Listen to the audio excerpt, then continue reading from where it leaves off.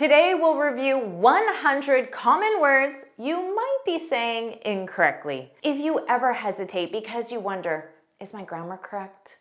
Is my vocabulary correct? Is my pronunciation correct? We'll fix that in this masterclass. Welcome back to JForrest English. Of course, I'm Jennifer. Now let's get started. What do you think about this sentence? I have some informations for you. I hear this from students, even my most advanced students, but this sentence is incorrect. You must say, I have some information for you. So never add S to information. You could also say, if you wanted to specify one, you could say, I have a piece of information for you. So here you're saying a piece of. Now that means one. If you wanted to make it sound like two, you would say, I have two pieces of information for you. So notice you add the S to pieces, which is the unit of measurement, but you never add S to information. Now you could always change the word and say, I have some reports or some articles for you, because both of these words take a plural form. You can add an S to them. Don't worry about taking notes because I summarize everything in a free lesson PDF. You can find the link in the description. Now you might be wondering, Jennifer, why can't I add S?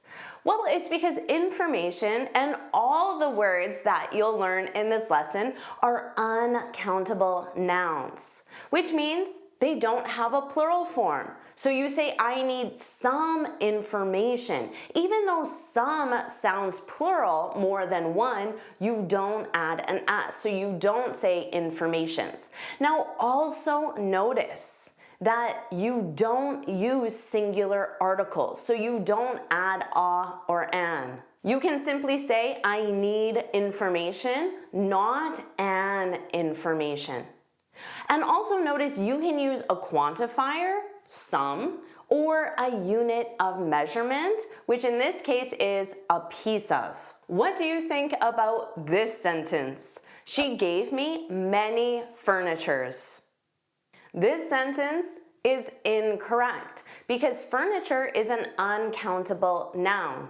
Because it's an uncountable noun, you also cannot say many. Instead, you can say, she gave me some furniture, much furniture, or a lot of furniture. Or you can use a unit of measurement. She gave me a piece of furniture.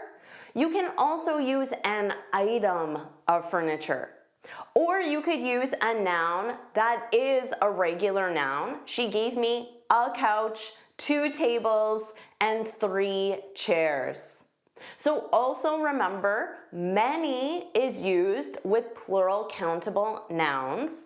Some, much, a lot of are used with uncountable nouns. You can't say she shared all her researches on the topic because research is an uncountable noun. She shared all her research. Never add an S to research on the topic. Now, you can use a different verb. With research, it's common to use do or conduct research. She's done or conducted so much research. Or you can use a countable noun. She's done 1 study, 2 studies on the topic. You can also say she presented her research findings at the conference. You can add findings, which is always plural, and then research tells you what type of findings. You can't say, I need more evidences before I decide. You can say, I need more evidence before I decide. Or you can use a countable noun. I need more facts, statistics before I decide. Now, If you want to use a unit of measurement, you can say the police found 2 pieces. Remember that as goes on the unit of measurement. 2 pieces of evidence, and maybe even use an adjective. 2 key pieces of evidence. Don't say, I need to pack some stuffs for the trip. I need to pack some stuff, an uncountable noun. Now, you can use I need to pack some things because things is countable, or simply items for the trip.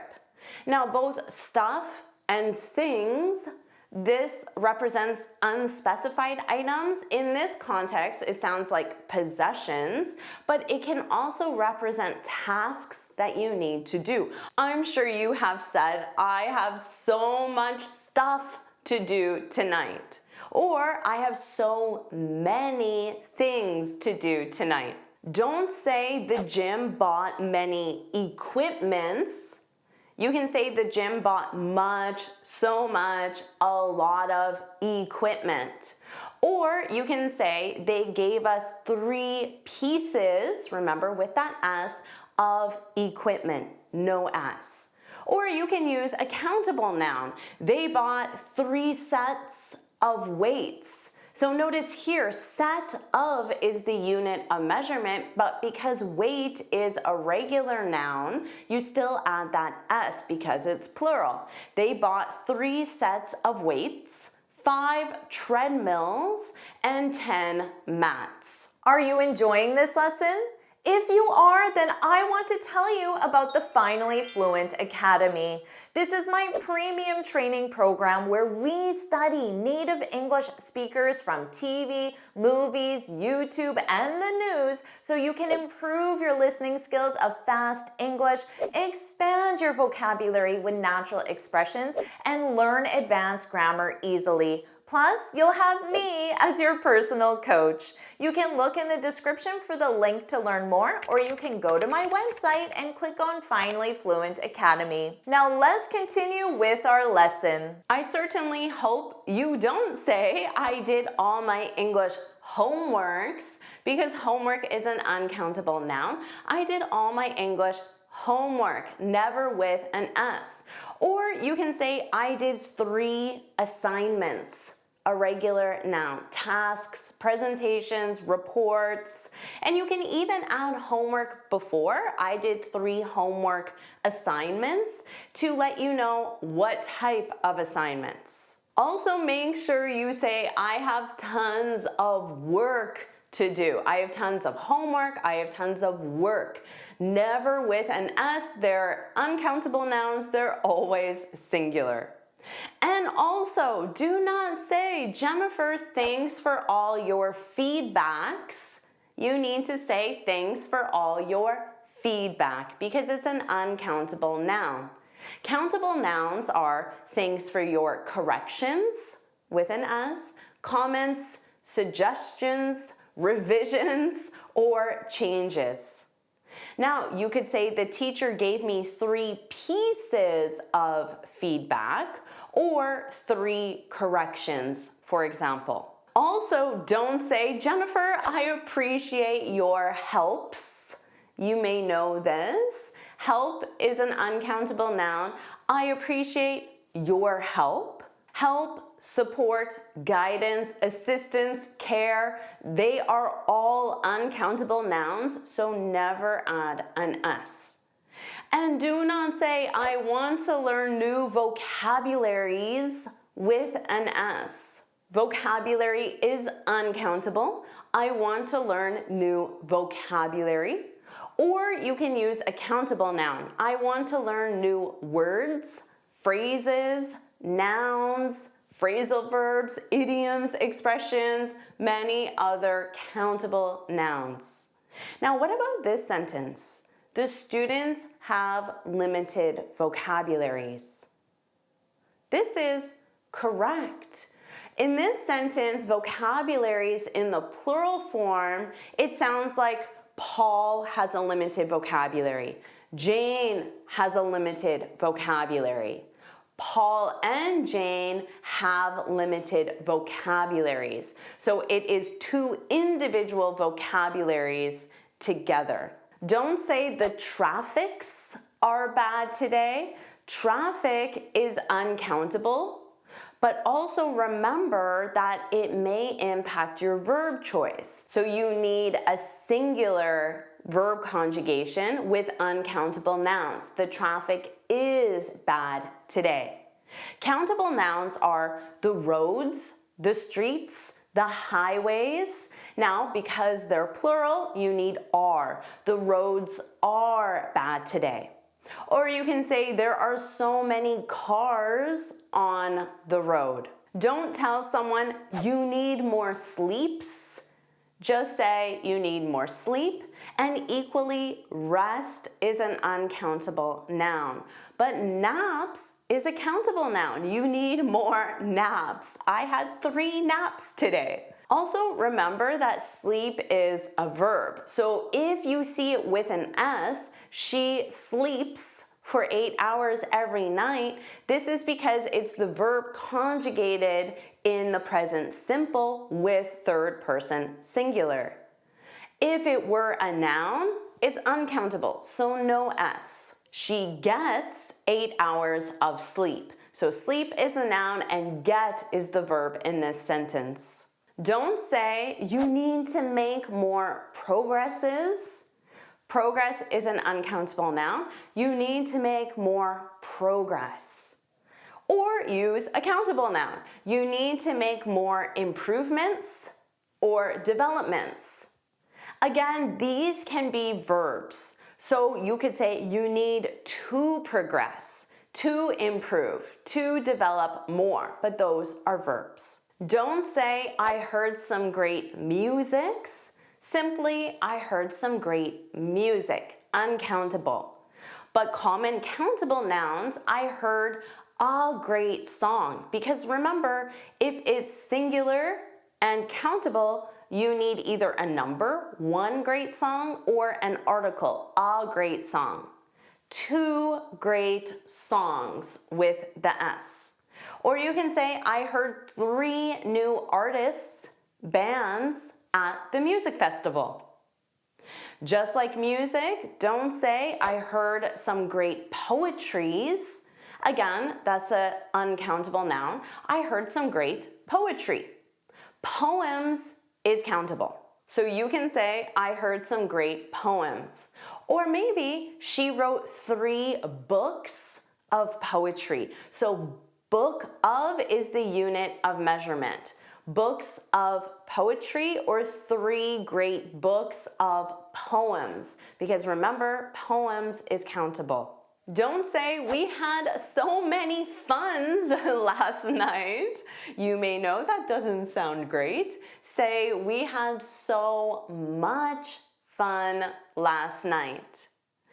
You can also use a great time. We had a great time last night, and you can use a different adjective. We had an amazing time.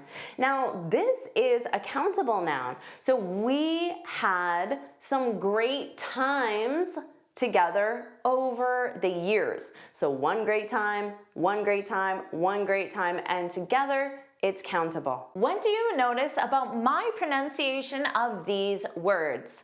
Water, internet, hustle. Did you notice that the T isn't pronounced? Today you'll learn why Americans don't pronounce the T in these common words. Let's start with water. Water. Water. Do you see that shape under the T in the phonetic alphabet? This tells you that it's pronounced as a flap T. So it sounds like a soft D. Water, water. The serene water. A little more water. Schools and clean water.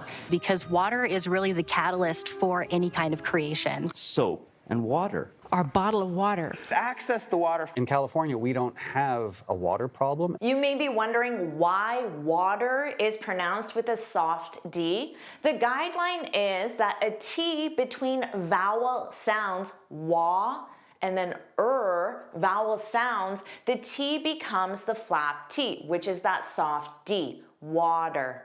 Someone could ask, would you like some water? The water is really cold. Let's review some more common words with a flap T. Let's review better, better, better, that soft D. Hot water is better for your digestion. Or I'd better put let's go in the comments to show Jennifer I like this lesson. Yes, you'd better do that, so make sure you do it now. You should know that Americans almost always pronounce the T as a flat T, even in formal situations. So let's listen to this TED Talk, which is a more formal situation. And I got into it because I wanted to help people feel better. One common word is butter. Butter, with that soft D, butter, butter. The rice is to add in either cold cheese, butter, cream.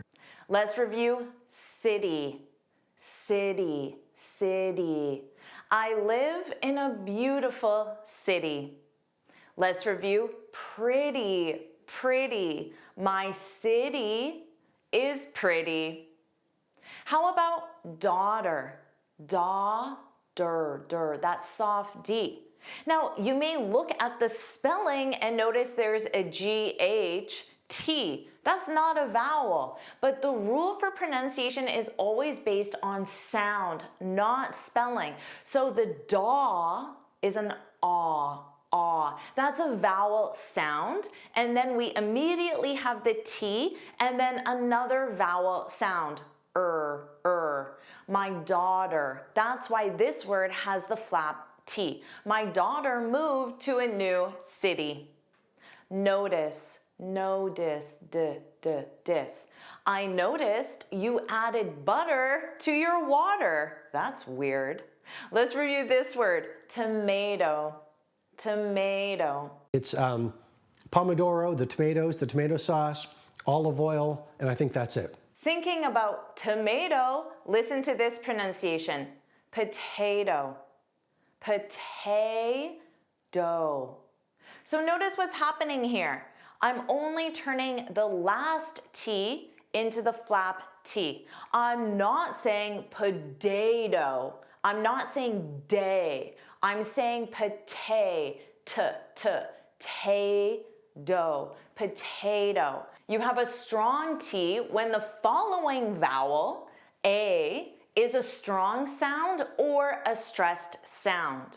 That's why we have potato. Let's review some other common words with a strong T between vowels. So in this case, Americans do pronounce the T in these words. Attend, attend. I attended the party. But notice party.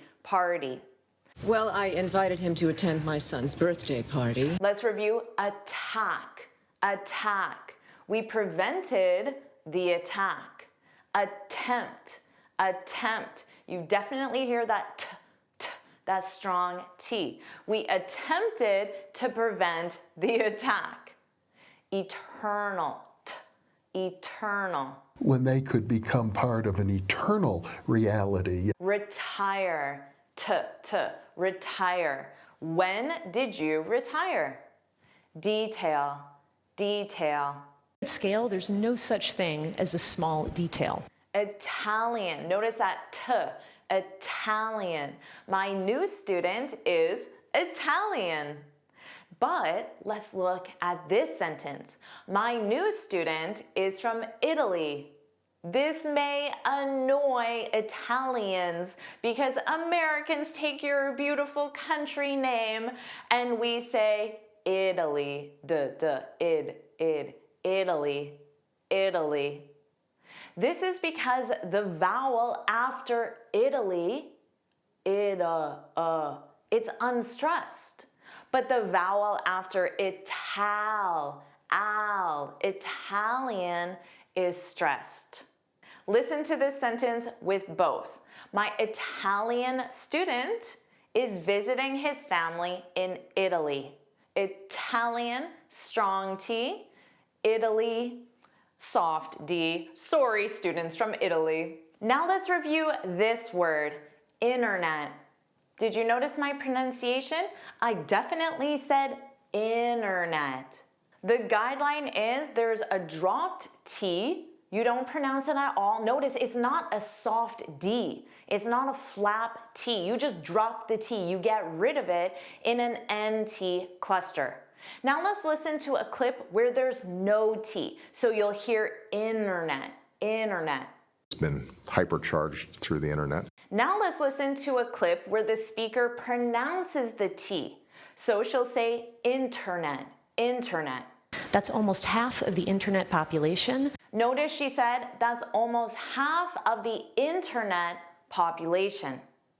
Just know it is common to hear both. Yes, some speakers drop it, including myself. Sometimes I pronounce it. There's really no reason why, so get comfortable with hearing both. It may be personal preference, it may be regional, it may be a formal versus informal situation. Now let's review some more silent T words with the NT spelling.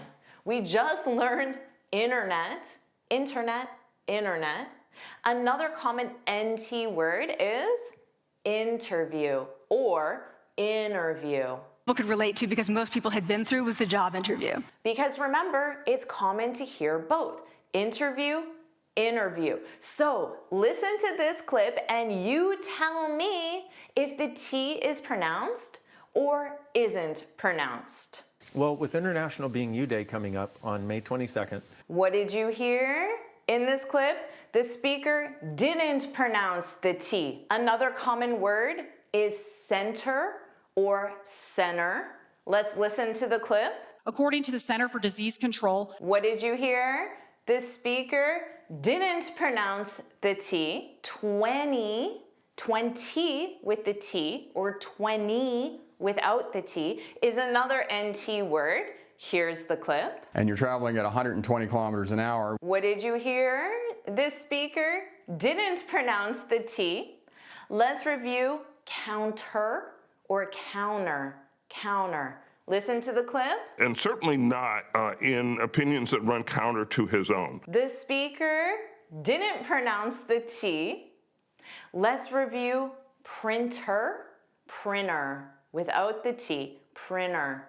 Here's the clip.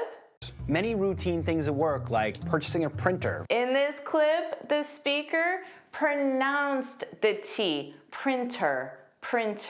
Now let's review the word mountain, or how an American would commonly say it, mountain. Did you hear that? This is called a glottal stop, which is a brief pause in your vocal cords. It's not a D sound, it's not moundin, it's not a D, and it's not dropped altogether. It's a that's the glottal stop. Now, again, you are not required to pronounce it with the glottal stop, but just get comfortable with understanding it when natives will definitely pronounce it with the glottal stop. So the guideline is you use the glottal stop when you have a stressed vowel, then T, then an unstressed syllable, and ending in N. So you can think of it as words that commonly end in tin. But just like the NT spelling, it's common to hear both in everyday English. And it's common to pronounce the T in more formal English because the glottal stop does sound more casual, relaxed. Let's listen to a clip with the T pronounced in mountain. From the lake, take the short drive up Signal Mountain. Let's listen to a clip with the T pronounced as the glottal stop. It will sound like mountain. mountain, mountain. Those at the top of the mountain are not victims. Let's do another listening test. You need to identify if the T is fully pronounced or if it's a glottal stop. Let's listen now. Please press the subscribe button. The T in button was not pronounced. It sounded like button, button. 2.5-minute video called Dear Kitten, and Dear Kitten got 40 million views. The T in kitten was not pronounced. It sounded like kitten, kitten. In the form of one lost glove or mitten. The T in mitten was not pronounced. It sounded like mitten, mitten, or mittens with the plural, mittens. All these flowers, we got a fountain. The T in fountain was pronounced. It sounded like fountain, tin, fountain. If it weren't pronounced, if it were a glottal stop, it would sound like fountain, fountain. That's a pretty fountain. Denim was constructed as a sturdy cotton weave worn by sailors. The T in cotton wasn't pronounced. It sounded like cotton, cotton. The first business plan I've ever written that actually came true. The T in written wasn't pronounced. It sounded like written, written. She had come from the Manhattan New School. The T in Manhattan wasn't pronounced. It sounded like Manhattan, Manhattan. Now listen to this word, hustle, hustle. You'd better hustle, you'd better hustle. Notice here the T is not pronounced. It's not a soft D, it's not a glottal stop, it's completely silent. This is because the T is there in spelling, but not pronunciation. And the rule is you never pronounce a silent T. It's correct pronunciation to pronounce the T even though it's commonly reduced or dropped in certain words, like certain, or you can turn this into the glottal stop and say certain, certain. But it's incorrect to pronounce the T in silent T words. It is always wrong to say hustle, tull. That is incorrect pronunciation because it's a silent T. The pronunciation always is hustle, hustle. Let's review the most common silent T words. Of course, hustle, and then the pair with hustle is bustle, bustle. A world away from the hustle and bustle of the city outside. The hustle and bustle. This is a phrase that refers to the noise and activity. Now please listen to these words with a silent T. Did you notice that the T in listen isn't pronounced? It's never pronounced because it's a silent T. Did you renew your mortgage? Mortgage, silent T. I moistened the towel for you. Your forehead is glistening, glistening, which means shining lightly because of sweat. You need to soften the butter, ba-d-d-der. But remember, with a silent T, it's not pronounced at all. Please fasten your seatbelt. We visited an amazing castle. What's causing the leaves to rustle, rustle? So that noise the leaves make when they're moving in the wind or when there's an animal going through them? I don't know how to whistle. That is true. Be careful, there are some thistles in the garden. A thistle is something when you touch it, you say, ow, because it's sharp and it hurts your finger. The kids love to wrestle, wrestle. What do you think about this sentence? I need a bread. Is this correct or incorrect? This is incorrect because you should never add a or an to this word. You can simply omit the article and say, I need bread. You can also use a quantifier, I need some bread, or you can use a unit of measurement. I need a loaf of bread. This, of course, means the full bread, but if you only want one piece, you can use a different unit of measurement. You can say, I need a slice of bread. Now, you might be wondering, why can't I add a or an to this word or all the words that we'll review in this lesson? Do you know why? It's because the words that we'll review are considered uncountable nouns. And uncountable nouns don't use singular articles. A and an are the singular articles in English. But they can use a quantifier, such as some bread, or a measurement, a loaf of bread. Also remember that uncountable nouns don't have a plural form. So you would say, I need some bread. The noun is singular, even though some sounds like more than one. You don't say, I need some breads. What about this sentence? Can I give you an advice? This is incorrect. You can say, can I give you some advice? You can omit the article as well, but it's very common to use the word some. But remember, advice is always singular. So you cannot say, even though I hear it every day, even from my advanced students, you cannot say, can I give you some advices? Because the word advices does not exist in English.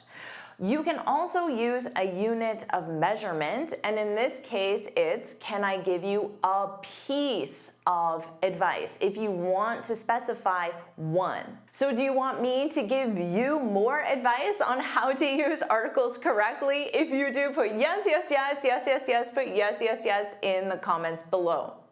Now notice that you must memorize the specific measurement word used with the uncountable noun because they're different. We saw a loaf of bread, a slice of bread, a piece of advice. So make sure you're paying attention to those. You can't say he has a money because money is an uncountable noun, but you can say he has some money, he has a lot of money, or you can make this negative and say he doesn't have a lot of money. Now in this case, the unit of measurement would be dollars for American money. He has $1, which represents $1. He has $200. So notice here you put the S because it is countable. Now you could also say he has a bill, which represents paper money, and you can say he has a $10 bill, for example. Many food items are considered uncountable. We already saw bread, and you cannot say, can you buy a lettuce? You can't use an article with lettuce. There's an interesting unit of measurement. We say, can you buy a head of lettuce, which represents one lettuce.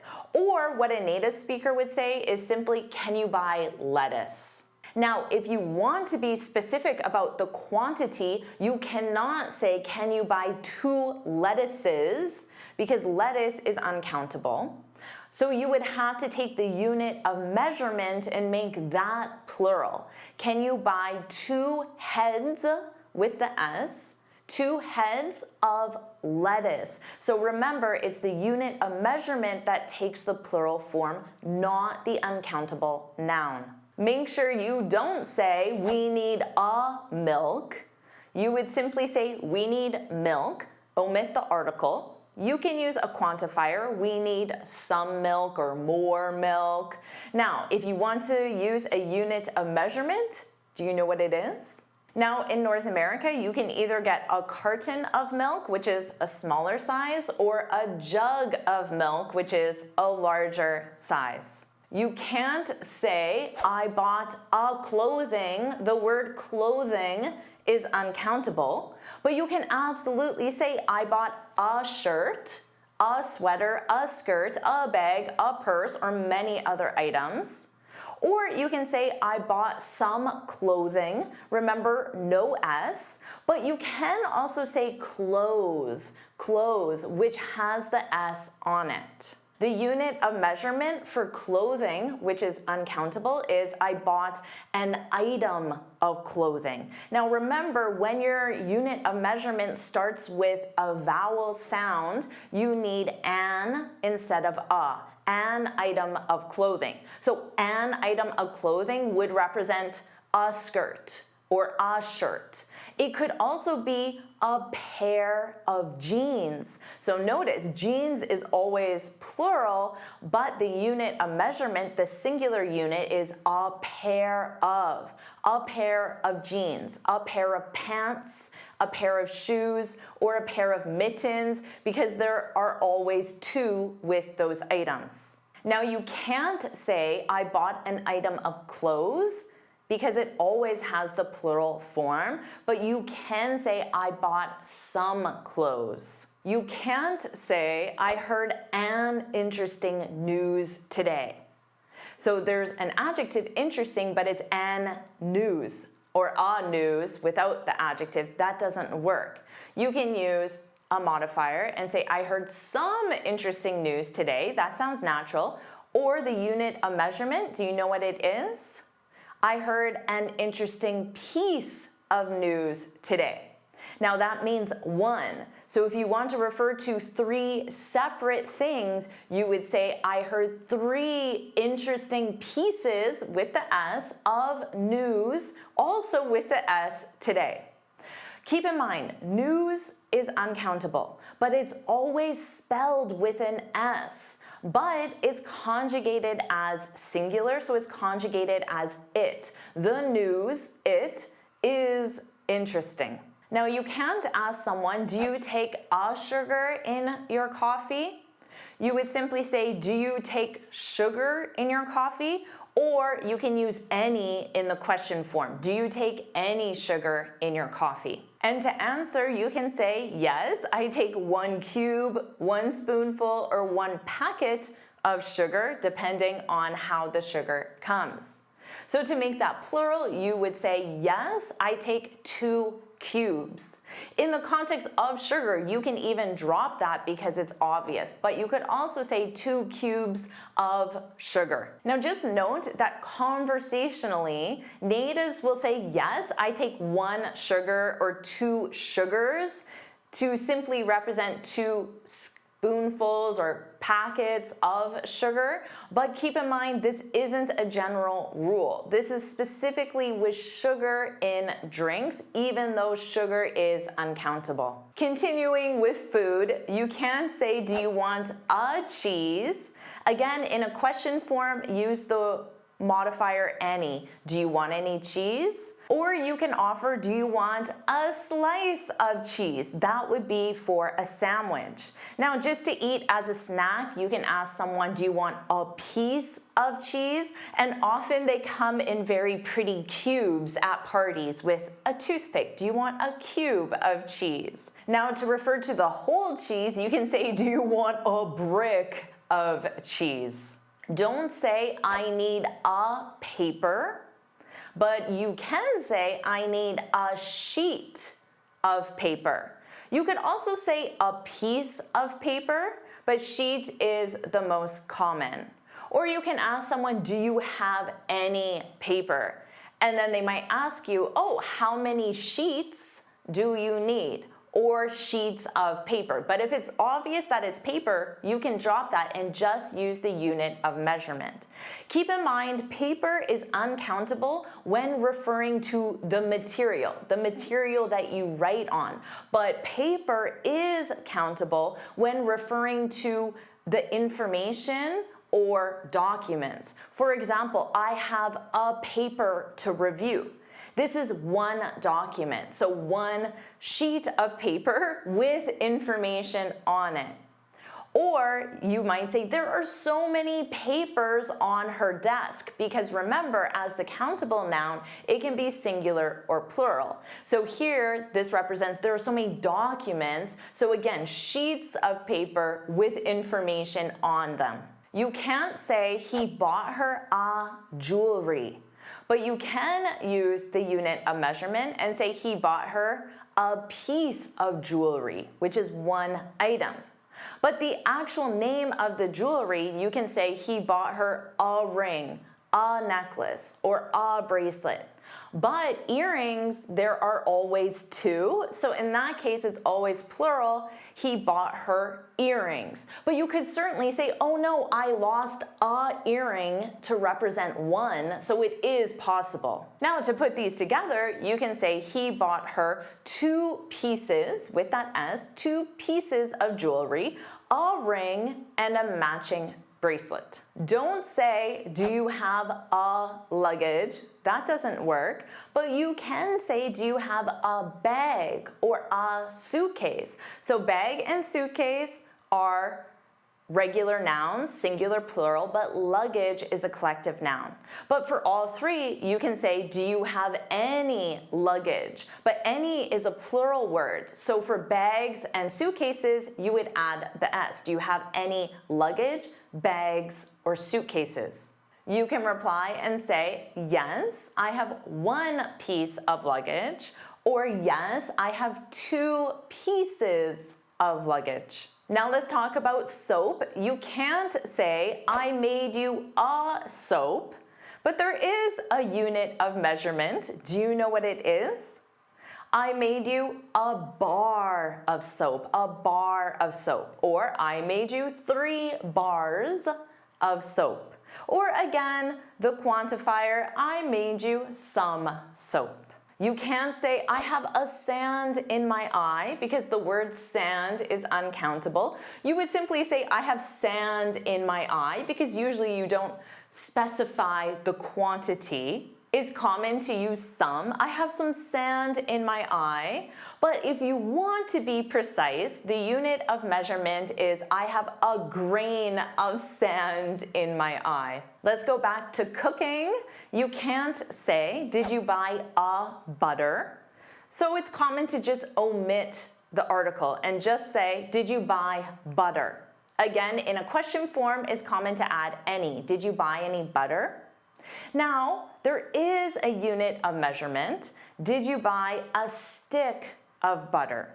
Now, this unit of measurement, a stick of, is commonly used for recipes. So you'll see this recipe calls for, which means requires, 2 sticks of butter.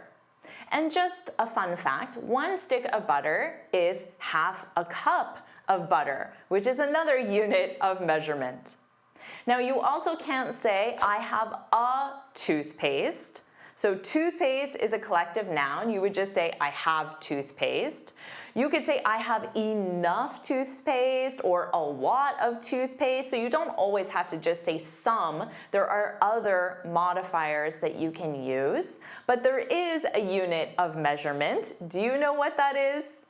I have a tube of toothpaste, a tube of toothpaste. You could say, I bought 3 tubes of toothpaste. They were buy 2, get 1 free. Buy 2 tubes, get 1 tube free. What do you think about this sentence? I look forward to meet you. I hear this from students, even my most advanced students. But this sentence is incorrect. You must say, I look forward to meeting you. So you can't use the infinitive to plus base verb. Notice here, the to in this sentence isn't the infinitive. The phrase is to look forward to. And then you need a gerund or a noun. The to in this sentence is part of the phrase. It's not part of the verb that follows. You can say, I look forward to working with you. So your verb is to work, and you need it in the gerund form, working. You can also use a noun and say, I look forward to the party. So there's no verb here. The party is a something, a noun. You can use a gerund or a noun, but you can never add to+verb to this phrase. Now you might be wondering, Jennifer, why can't I use the base verb? Remember I said that to in look forward to is not part of the infinitive. To is part of the phrase. Grammatically, to is a preposition in this phrase. And grammatically is preposition plus gerund or noun. That's the grammatical rule. Trust me, you already understand this and use this correctly in your speech. This is easier to understand when the preposition isn't to. For example, I thought about going to the party. I ended up ordering pizza. I look forward to watching your next lesson. Hopefully that describes you. You look forward to watching my next lesson. If that describes you, put that's right, put that's right in the comments. So as you can see, this is only confusing because to functions as both the preposition and part of the infinitive. So you simply need to memorize the phrases in this lesson and you'll have all the information you need. What do you think about this sentence? I'm dedicated to improve my English. This sentence is incorrect. In this sentence, to is part of the phrase to be dedicated to. Grammatically, it's a preposition. So there are two options. You can use a gerund or a noun. With a gerund, you can say, I'm dedicated to improving my English, of course. To change this to a noun, think of a something rather than an action. Perhaps I'm dedicated to my English studies. So here, my English studies is a something, it's a noun. Notice here that the verb to be dedicated to, that's the main verb. So it needs to be conjugated with the subject and the time reference. You could say he was dedicated to his guitar lessons, but then he lost interest. The verb to be is conjugated here in the past simple, third person singular, he was. But dedicated is always in the ed form because it's the past participle adjective. It describes a state or condition, not an action. This applies to all the examples in this lesson with the verb to be in the structure. You can't say they're committed to protect the environment because you don't want the infinitive. To is part of the phrase. You must say they're committed to protecting the environment. So the phrase is to be committed to plus gerund or noun. They're committed to something, the environment, or you could even say they're committed to environmental protection. So here, environmental is the adjective that describes protection. You can't say we're devoted to create a safe space. Just like committed to, it's we're devoted to creating a safe space. So to be, devoted to, plus gerund or noun. For example, we're devoted to the cause of something, or the company was devoted to, and now let's try an action, building trust. So remember to conjugate that word. But keep in mind, the company was determined to build trust. So here is to be determined, and to is the infinitive, so it's plus infinitive. You may say, I'm determined to improve my English. So right now you're probably thinking, but Jennifer, how do I know? How do I know if to is part of the infinitive or if to is a preposition that requires the gerund? Well, to be honest, there is no rule, it's memorization. But in this lesson, I'm sharing 16 phrases. They are the most common 16 phrases you need to know, so just commit to memorizing these 16 phrases. I know you can do it. Here's one you absolutely need to use correctly. Do not say, I'm not used to drive in the snow. You must say, I'm not used to driving in the snow. Hopefully you know this because this is a very common expression. To be used to plus gerund or noun. For example, I'm used to waking up at 5:30 a.m. So this is a feeling of comfort with something difficult or new because it's part of your routine. Now don't confuse this with I used to wake up at 5:30 a.m. So here the structure is subject plus used in the past and then plus infinitive, to wake up. This is used for a past routine, so the meaning is not the same. You can say, I'm used to waking up at 5:30 a.m. because that's when I used to wake up. Or you can use a noun, which is very common. I'm used to the cold. But do not use subject plus used to plus noun. That does not work. Do not say she's accustomed to work until midnight.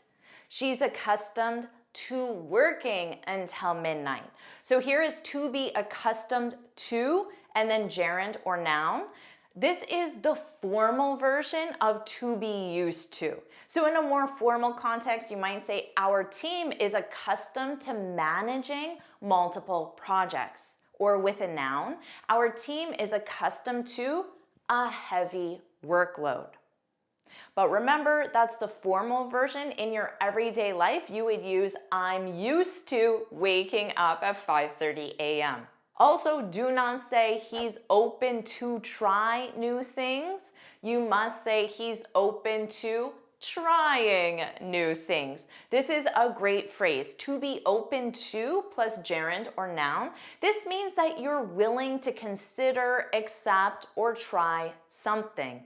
So your boss or a future boss might ask you, are you open to relocating? So changing where you live for the job.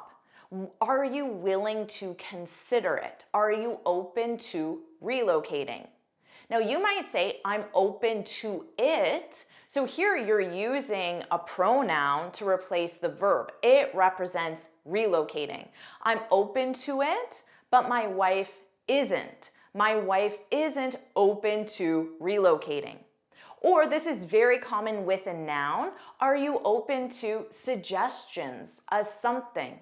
And then you can say, of course, I look forward to receiving your suggestions, or you can even just use the noun. I look forward to your suggestions. Don't say we're receptive to hear your feedback.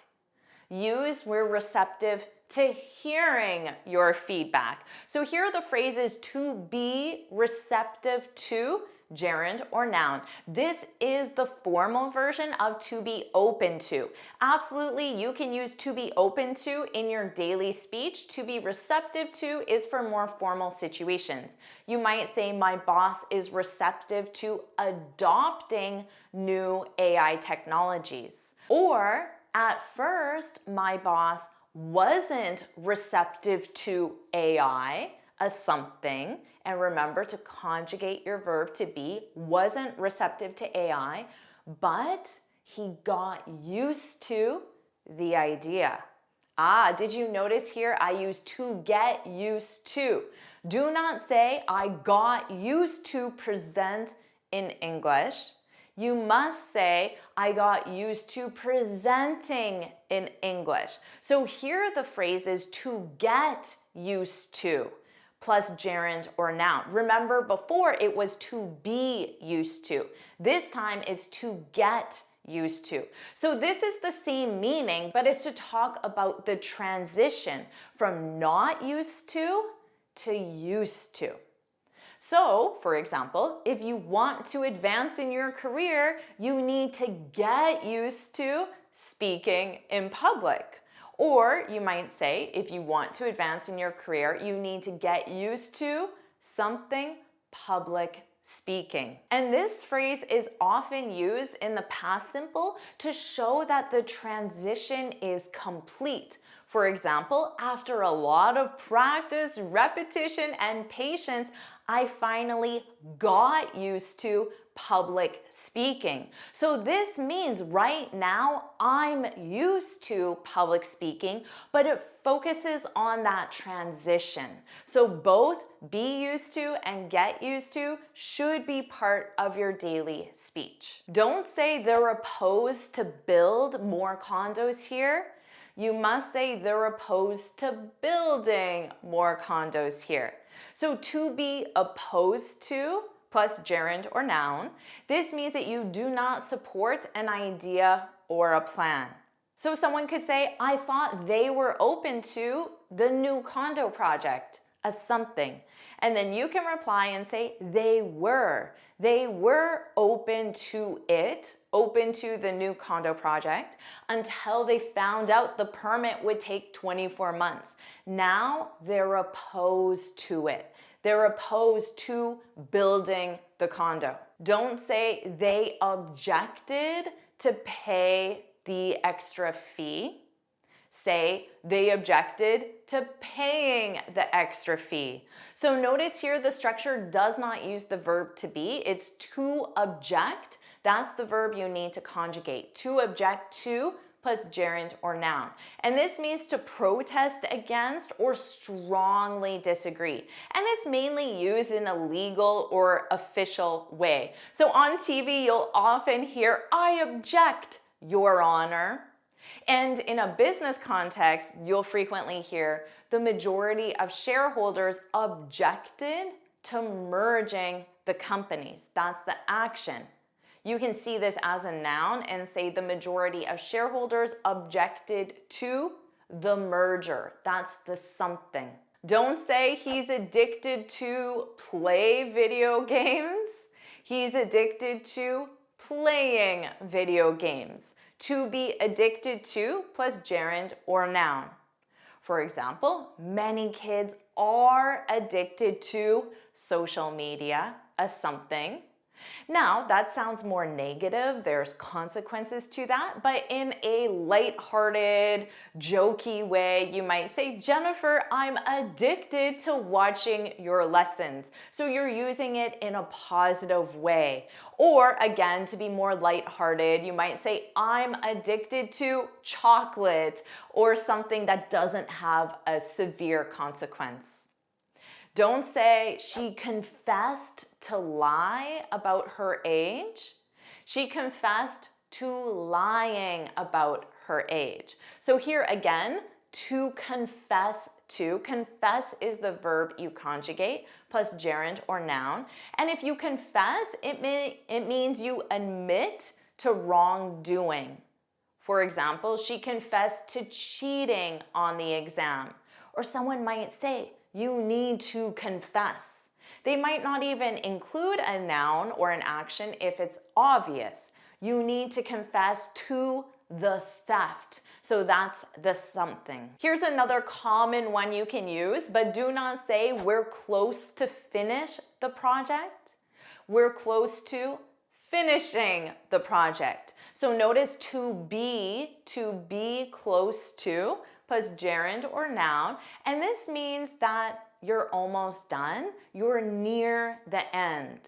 We were close to launching the new product, but then our main supplier raised the price, so it pushed back the launch. Or you could say we're close to the launch as a something. This next one may be new to you. Don't say she resigned to work late every night. She resigned to working late every night. So here the phrase is to be resigned to. So this is a verb to be expression. And then you add your gerund or noun. Now this means that you accept something because it's required, but you do that unhappily. For example, she's resigned to staying late tonight. So this implies she doesn't want to stay late, but if she refuses, well, she'll be fired. She needs this job, so staying late is a requirement even though she doesn't want to. Or you could use a noun and say she's resigned to the schedule. The schedule is the document that requires her to stay late. Now, don't confuse this with she resigned. So to resign means to quit. It's the formal version of to quit. So you could say, I submitted my letter of resignation, which is the document that says I quit, I resign. But this phrase is to be resigned to doing something. I'm resigned to working for this company until I retire. Now your friend might ask you, why don't you just quit? Why don't you just resign? How about this one? Don't say he's partial to eat homemade meals. Use he's partial to eating homemade meals. The phrase is to be partial to, and then your gerund or noun. This is a useful phrase. It means that you have a preference for one thing over others. So someone might ask you, are you open to going on a beach vacation? Are you willing to do this? Now you can reply and say, well, to be honest, I'm partial to the mountains. So you're saying, I prefer the mountains over the beach. I'm partial to the mountains as something. But you could add, but I'm open to it. I'm open to going to the beach. Which beach? Or you can use a verb. To be honest, I'm partial to going on mountain vacations, but I'm not opposed to the beach. I'm not opposed to going to the beach. Which one? So you can use these expressions together. Just make sure you never use to plus verb after these 16 expressions in this lesson. What's the difference between I found the information? I found out the information. The task is simple. The task is easy. There are many confusing words in English that students often use incorrectly. Let's fix that. Today you'll learn how to use these 21 confusing but very common English words. First, let's review find and find out. And let's review these as a quiz. I couldn't, the file you sent. Find or find out? I couldn't find the file you sent. I couldn't find that file you wanted. To find, of course, is a verb and is to discover or locate something physically, visually, or through searching. But think of physically, that's your key, to locate something physical. Like, I can't find my phone, it's physical. To find out, adding out makes it a phrasal verb and the meaning is different. This is to discover information, facts, or truth, often by asking, learning, or investigating. For example, I need to find out how to update my phone. Find out is often used with the WHs, which represent who, what, when, where, why, and how. For example, we need to find out why the client didn't hire us. So we need to learn that information. There's nothing physical, it's information, it's knowledge. But if you say we need to find new clients, the clients are physical people or companies and we need to locate them. And you often use find plus noun, clients, companies, my phone, because the noun represents something physical. Now you can say, did you find out where the conference is being held this year? Did you learn or discover that information? Did you find a hotel close to the conference? Did you locate something physical? So remember, find, locate something physical, find out, locate or learn information. Or how about this one? Jennifer, I'm so happy I found your channel. You located my channel. So if that describes you, put that's right, put that's right in the comments. Now let's do another quiz. I couldn't, the document you sent, but I did, that the meeting was canceled. Well, one is physical and one is more information. I couldn't find the document, that's physical, but I did find out that the meeting was canceled. Now let's review, discuss, and talk. Last night I was with my friends. There's a key word there. I was talking with my friends. I'm talking to my friends. Now discuss, this is a verb. It means to talk about something in detail.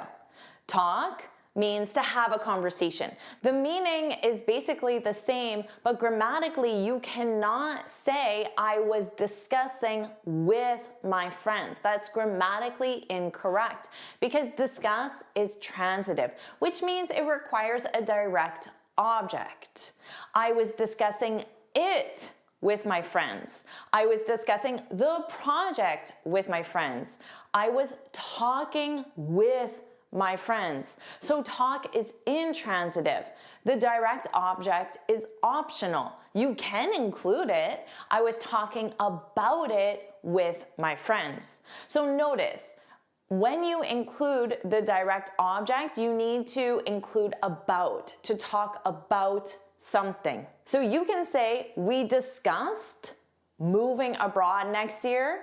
We talked about moving abroad next year. Notice in both of these, it's discuss or talk about plus gerund, but you cannot say we discussed about moving abroad. Now you're ready for your quiz. We can, the details during the meeting, but let's just briefly now.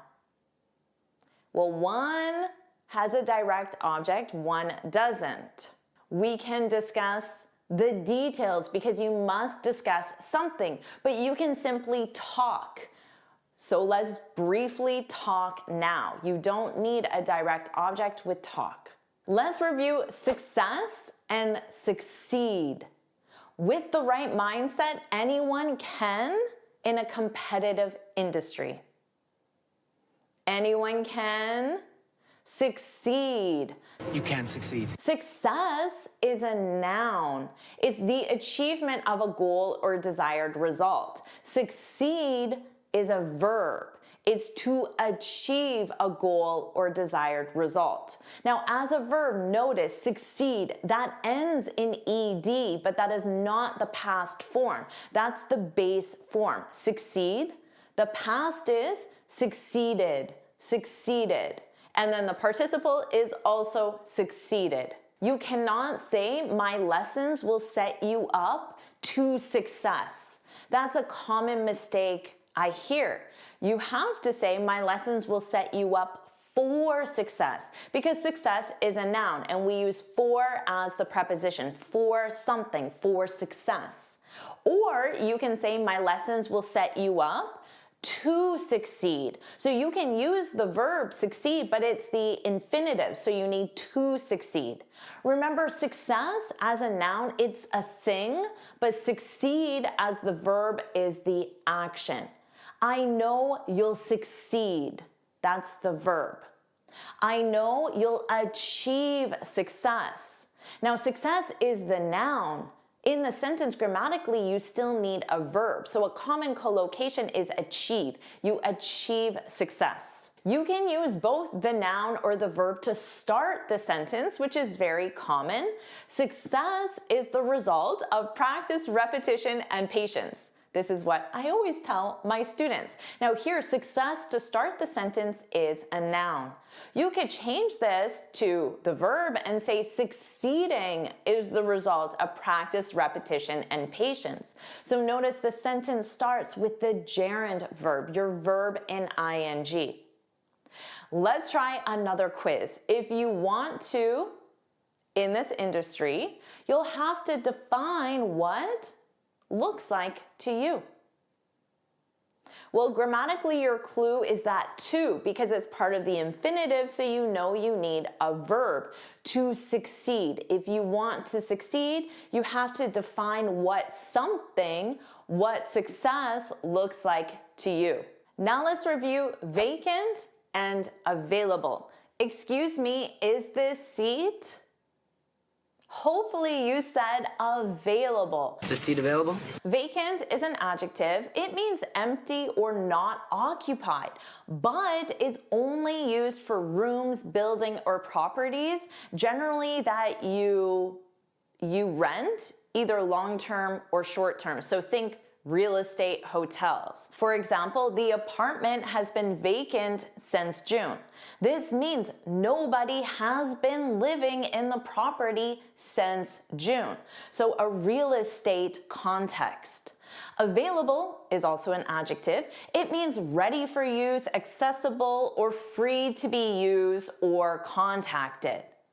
Now, you can say the apartment has been vacant since June, but is not available to buy until August. So it's not free, it's not ready to buy until August. The hotel only has one vacant room. We better book it. So it's very commonly used, real estate hotels. Or you can say, I can't believe there are no vacancies anywhere downtown. Do you notice anything different here? I used vacancy, which is the noun. I just used the plural form, vacancies. So this represents a space or a place available for use, and again with hotels or real estate. Outside of real estate, vacant can be used for a job position. For example, that position has been vacant for months. You will hear that, but it's probably more common to say that position has been open or unfilled for months.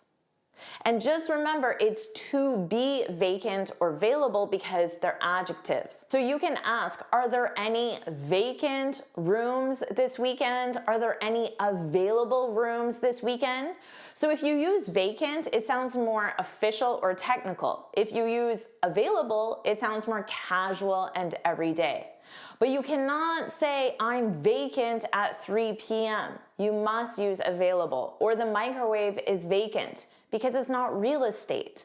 Or this seat is vacant. Again, not real estate. You must use available to say that something is free. Here's your quiz. The hotel room is still, but I won't be to discuss the details until this afternoon.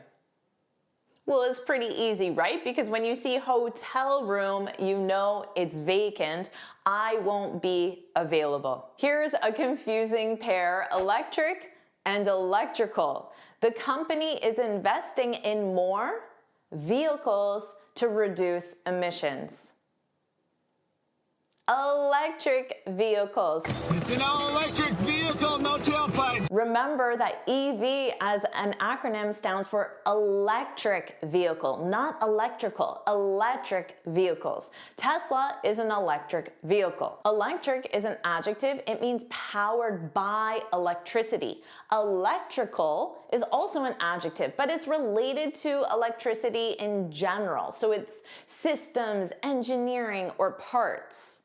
So you would ask someone, when are you going to buy an electric vehicle? When are you going to fix your electrical issues? Issues with the systems and electricity in general. I have an electric toothbrush, a toothbrush that runs on electricity. I have an electric toothbrush. We just installed an electric heater.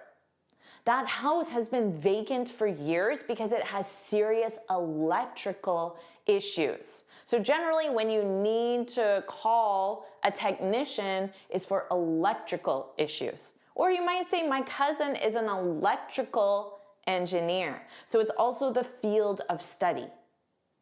Here's your quiz. The hotel just installed new outlets in every room and blinds. Well, the blinds run on electricity, so they're electric blinds. You press a button and the blinds open and close. How cool is that? So the first one is electrical outlets, is related to electricity in general, systems, parts. Now let's review realize and achieve. With the right support, you can your personal and professional goals. You can achieve. The United States encourages you to achieve your goal. Realize is a verb. It means to become aware of something or to understand it clearly. I just realized I left my wallet at home. Oh no.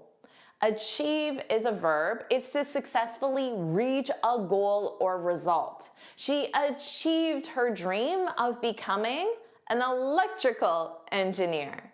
Now remember, achieve is also that collocation for success. She achieved success as an electric vehicle salesperson. Now this is commonly confused because it's a false friend. In English, realize does not mean achieve, but in other languages, it can mean that. If you believe it, you can achieve it. That's a common expression. Or, why can't you realize how talented you are? So in this sense, it's why can't you understand how talented you are? So use realize when talking about understanding or noticing something, like my wallet isn't in my purse. Here's a common example. Oh no, I didn't realize the deadline was today. Or he suddenly realized he forgot the required documents. So we often use this when something negative may happen. Use achieve when talking about reaching a goal. She worked hard to achieve success in her field. We finally achieved our quarterly targets. Your quiz, I didn't. How close we were to finishing until we finally, our sales goal. Pretty easy because we have goal, so you know it's achieved our sales goal. So that leaves I didn't realize, understand, or notice. Now let's review welcome and you're welcome. How about this? To paradise. Welcome to paradise. Welcome to paradise. Welcome is a verb. It's to greet someone in a friendly way. It's also used to say someone is accepted. You're welcome, of course, is a phrase and it's a polite reply to thank you. Thanks for the coffee. You're welcome. Just know Americans don't say thanks for the coffee, welcome. We don't say welcome as a reply to thank you. We say you're welcome. So use welcome as a greeting, not as a reply to thanks. Welcome to our lesson. This is the verb in the imperative. I'd love to welcome all my new students. Here it's the infinitive. Before she began, she welcomed all the new students. So in that case, it's the past simple. Now, what about this? You're welcome to stay as long as you want. This is not a reply to thank you. So here it's to be welcome plus infinitive. And this is used to say you're invited, you're allowed, you're permitted to do something. For example, you're welcome to stay for dinner. We have more than enough. And then the person says, oh, thank you so much for the invitation. And you say, as a reply to thank you, you're welcome. Remember at the beginning, it was welcome to our beautiful resort. So welcome, it's the verb. But then I can add on, please note that guests are welcome, because your verb needs to be conjugated, are welcome to use the pool until 10 p.m. So I'm inviting, permitting, or allowing something. Now here is the quiz with all three. Everyone, let's our new employees to the team, please remember that you to ask questions at any time, and you in advance for the free lunch today. Everyone, let's welcome our new employees. Please remember that you are welcome to ask. Did you get the correct verb? You are welcome to ask. And you are welcome in advance for the free lunch. So it's like saying, I know you're going to say, thank you, Jennifer, for the free lunch. So I'm saying, you're welcome. You're welcome in advance. Now let's review sell and sale. Our team is trying to more products online this quarter. Our team is trying to sell. To is your clue because sell is a verb. It's to give something in exchange for money, of course. Sale is a noun. It's the act of selling something. It can also be a special event where things are sold at a discount. As the verb, we sell 50 different products. We sold 50 different products. So that's the past simple of sell, sold. Now, you can say, we made 5 sales today. As a noun, it needs to be singular or plural. And a sale represents a thing, the act of selling. We made 5 sales today. This is like saying, we sold 5 items today. Have you made any sales today? So remember, sell is the action, sale is the thing. Every salesperson remembers their first sale.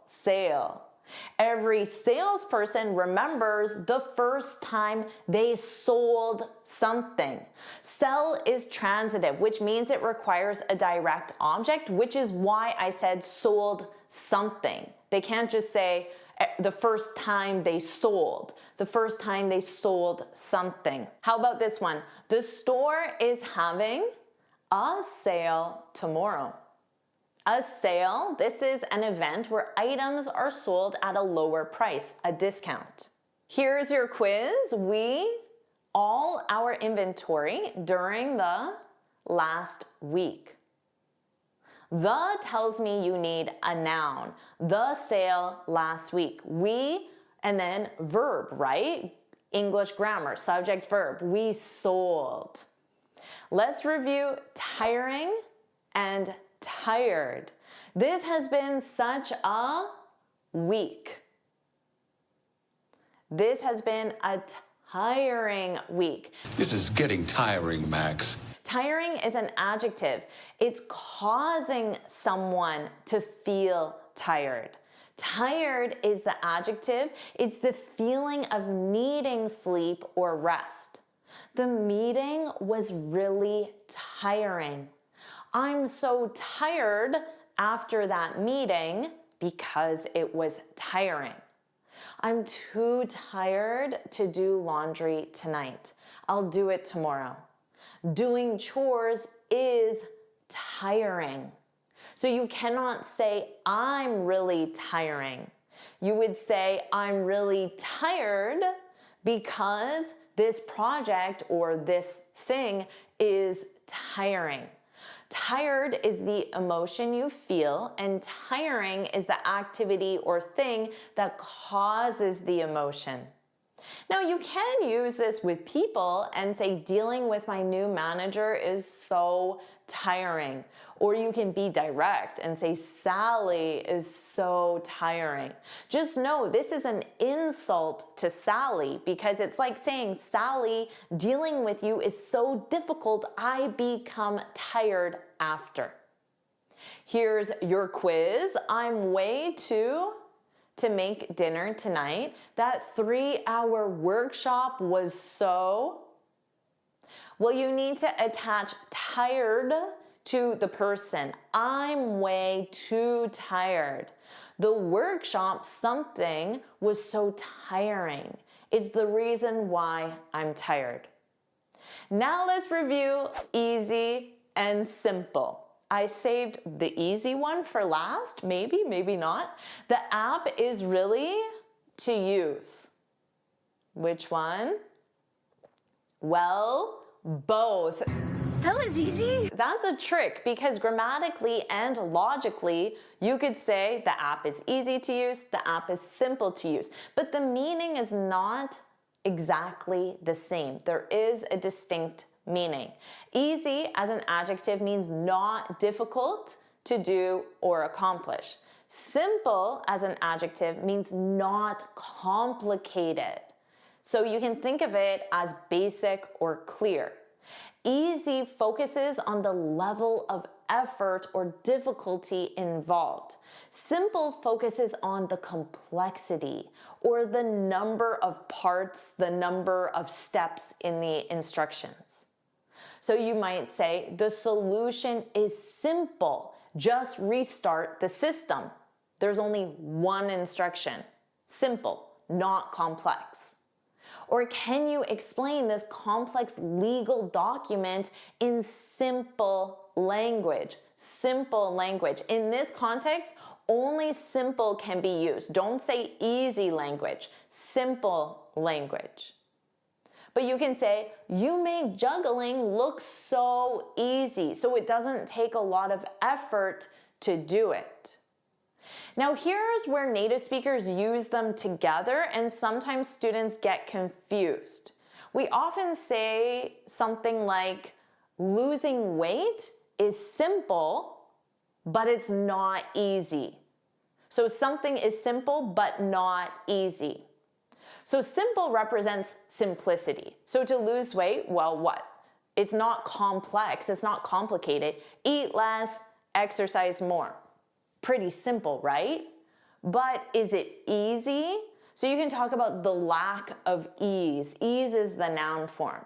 Well, it's not easy perhaps because you have to deal with cravings, hormones, time, energy, cost, culture, environment, which makes those two simple steps, eat less, exercise more, not easy. Now let's review your quiz. The instructions are to follow, but the task itself isn't at all. Well, instructions are simple. They're not complex. There's only 3 steps, but the task isn't easy. It requires a lot of effort. There's difficulty. I'm going to put your English to the test. You'll see a sentence and there is a grammar mistake. You need to identify and correct the mistake. So let's say you want to impress your boss and you say to your boss, I hardly worked today. What is the mistake here?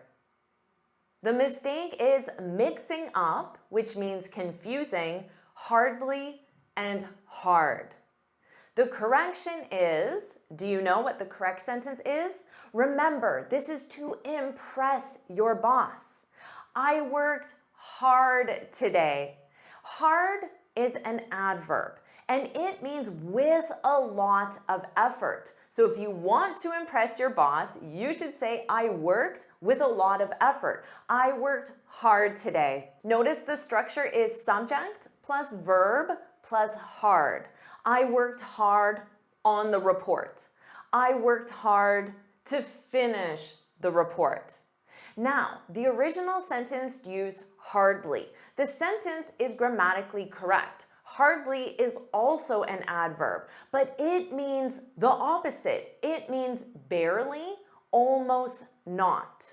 So if you say, I hardly worked today, it means you did very little work. So that would not impress your boss. Now notice the structure is different. We have subject plus hardly, or you could use barely, it's the same meaning, and then your verb, in this case, worked. I hardly worked on the report, you did very little work. I hardly worked to finish the report, you did very little work. So remember, use hard to show you put in a lot of effort. Sentence number 2, you need to identify the mistake.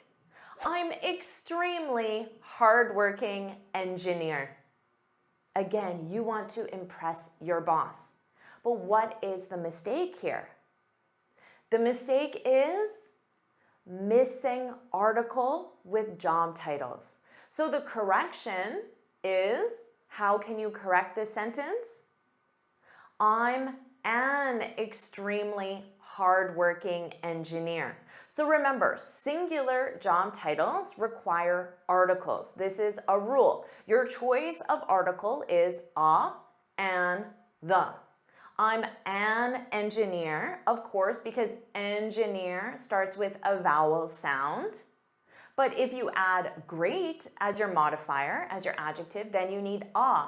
I'm a great engineer. Because remember, the sentence structure is article, adjective, noun.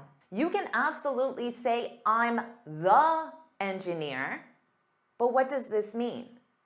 This means you're a specific engineer, the one working on this specific project. I'm the engineer on the project, or you're the only engineer in the company. I'm the engineer.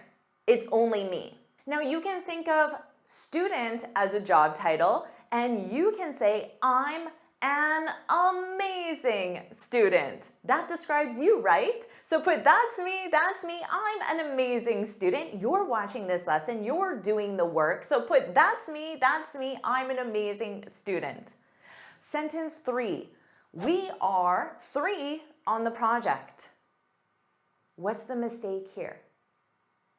The mistake is using we are instead of there are. I hear this a lot from students, most likely in your native language or that student's native language. That's the structure. But in English, the correction is there are 3 people on the project. So notice how I also added the noun, number plus noun. In English, we use there plus the verb be, conjugated, to talk about the existence of something or the number of things. So the structure is there plus the verb be, conjugated, the number, and then the noun. For example, there is 1 engineer on the project. There are, so now it will be plural. There are 3 engineers with that S because it's plural on the project. Question 4, despite he was tired, he finished the report. What's the mistake here? The mistake is using a clause after despite. So how do you correct this? You can say, despite being tired, he finished the report. This is an acceptable sentence structure, is despite plus gerund. Another correction is, do you know what an alternative way of saying this? Despite the fact that he was tired, he finished the report. So here, notice I kept the clause, but to do that, you need to add some additional words. Despite plus the fact, and then that is optional. And then the clause. A clause is subject, verb, object. It's a complete sentence. Now, a third correction is you could say, although he was tired, he finished the report. So you can use although plus clause. And although has the same meaning as despite in this context. Now there is a 4th correction. Do you know what it could possibly be? You could say, despite his tiredness, he finished the report. Because you can use despite plus noun. So, did you get any of these corrections? Question 5, what's the mistake? If I have some questions, I'll let you know. Do you know what the mistake is here? It's using some instead of any. So the correction is, if I have any questions, I'll let you know. If you have if or a negative, you use any. If you have any questions, please let me know. I don't have any questions.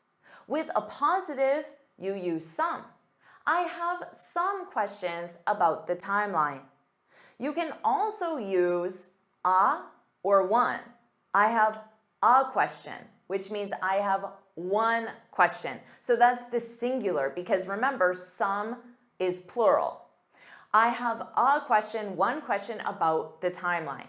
Now, this isn't just for questions, this is any noun. So if you have any issues, problems, plans, ideas. Sentence 6, I look forward to hear from you. What's the mistake? You know this one, right? It's using the infinitive instead of the gerund. So the correction is, I look forward to hearing from you. So it's to look forward to plus gerund, or you can use a noun. You can say, we are looking forward to your visit, and that's the noun. Or you can use a gerund, we were looking forward to watching the movie. So remember, you need to conjugate to look, that's your verb. And of course, to look forward to means to anticipate with pleasure. So I hope you're thinking, Jennifer, I look forward to watching your next lesson. You could also just use the noun form and say, Jennifer, I look forward to your next lesson. That's acceptable as well. So does that describe you? If it does, put that's right, put that's right in the comments. Sentence 7, I'm used to work on a team. What's the mistake here? Do you see it? The mistake is the infinitive instead of the gerund. So the correction is, I'm used to working on a team. So the expression is to be used to. Notice that pronunciation, used to, and then gerund or noun.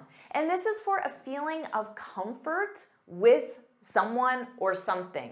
For example, I'm used to making YouTube lessons. I have a feeling of comfort.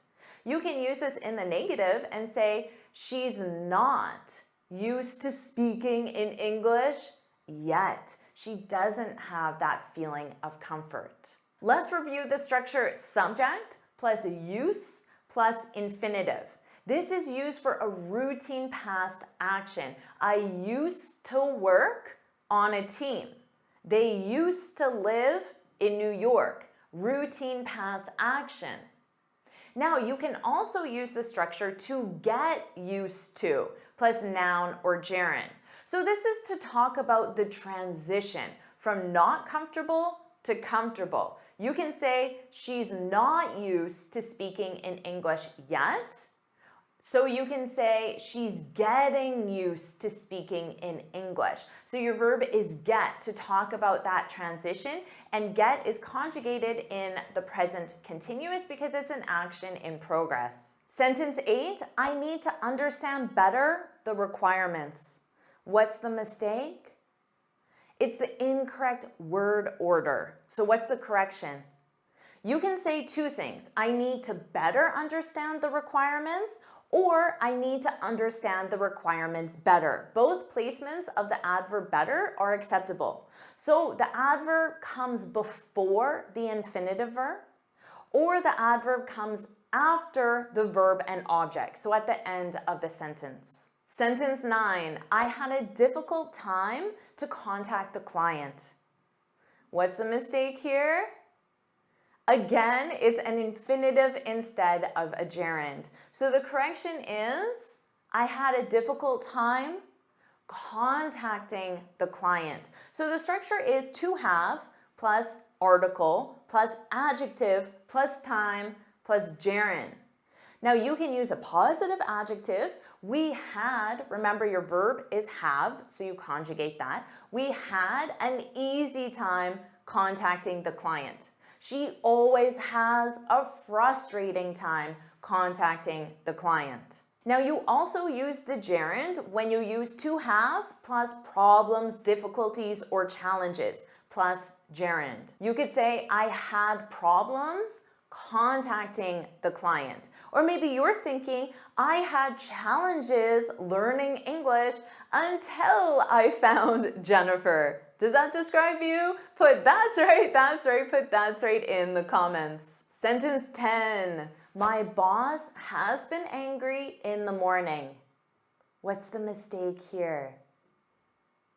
The mistake is using the present perfect has been angry with a specific past time reference. Now, in the morning is a specific past time reference because it represents at 9 o'clock a.m. or at 10:30. So the correction, you can say, my boss was angry in the morning because we use the past simple plus specific past time reference, such as in the morning. Another correction, you could say, my boss has been angry since the morning because we use the present perfect with since. This shows that the action started in the past and continues until now. And remember that since represents a starting point in time. So since the morning is like saying since 9 a.m. or since 10:30 a.m. You could also say my boss has been angry lately or recently. We use the present perfect with lately or recently to show the action started in the recent past and continues until now. The next sentence has two mistakes. So this is sentence 11 and 12. I don't know, how can I boiled this report down? Can you identify one mistake? Can you identify two mistakes? Well, let's talk about mistake one. The first one we see is using a question structure for a statement. So let's review a simple statement. I don't know how I can improve my speaking skills. Maybe you've said this, I don't know how I can improve my speaking skills. So here it's I don't know plus how plus clause. So the clause is subject, verb, and then object. Remember, that was a statement. To ask a question, you would say, how can I? How can I improve my speaking skills? So here the structure is how plus verb plus subject. So the correction for this sentence would be, I don't know how I can, and then what's mistake number two? It's the wrong verb conjugation, and in this case, after the modal. So we want modal plus base verb. I often hear students say, you should to bring an umbrella. This is incorrect because you want the base verb. You should bring an umbrella. So in this case, the correction is, I don't know how I can boil this report down. And if you're not sure to boil something down, this means to summarize the most important information. This is a separable phrasal verb. So there are three correct structures. How can I boil this report down?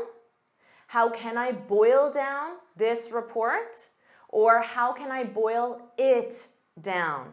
Amazing job correcting all these common grammar mistakes that I hear every day from my students. Do you want me to make another lesson like this? If you do, put let's go, put let's go in the comments. And of course, make sure you like this lesson, share it with your friends, and subscribe so you're notified every time I post a new lesson. And you can get this free speaking guide where I share 6 tips on how to speak English fluently and confidently. You can click here to download it or look for the link in the description. And you can keep improving your English with this lesson. Watch it now.